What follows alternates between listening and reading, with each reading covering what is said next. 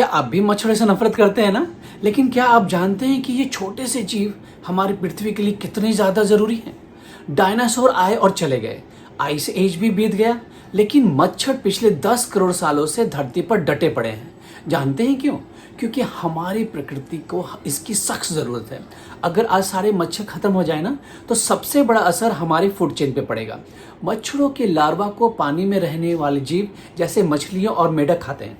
वहीं हवा में उड़ने वाले मच्छरों को पक्षी, चमगादड़ और मकड़ियाँ निर्भर है। कई पक्षी तो अपने बच्चों का पेट इस मच्छरों से ही भरते हैं। अगर मच्छर नहीं रहे तो ये सब भूखे मर जाएंगे। अब एक और चौंकाने वाली सच सुनिए।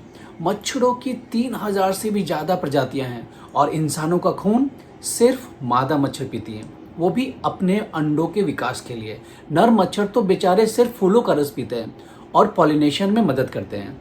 आर्कटिक जैसे बर्फीले जैसे इलाकों में जहां मधुमक्खियां जिंदा नहीं रह सकती, वहां कई पौधों का वजूद केवल मच्छरों के भरोसे ही टिका है।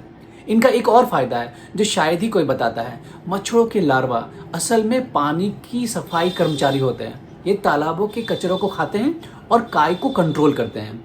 अगर ये लार्वा ना हो तो काई पूरे पानी को ढक लेगी, ऑक्सीजन खत्म हो जाएगी और सारी मछलियां तड़प तड़प कर मर जाएंगी।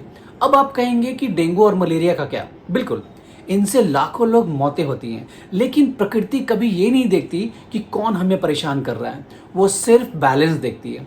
प्रकृति की नज़र में कोई विलेन नहीं होता। जैसे आप ज़रूरी हैं, वैसे ही प्रकृति के लिए मच्छर उतने ही ज़रूरी हैं।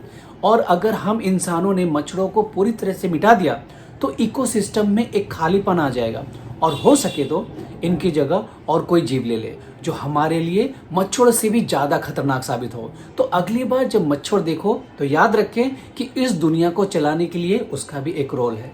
इस चैनल को लाइक कीजिए और सब्सक्राइब कीजिए।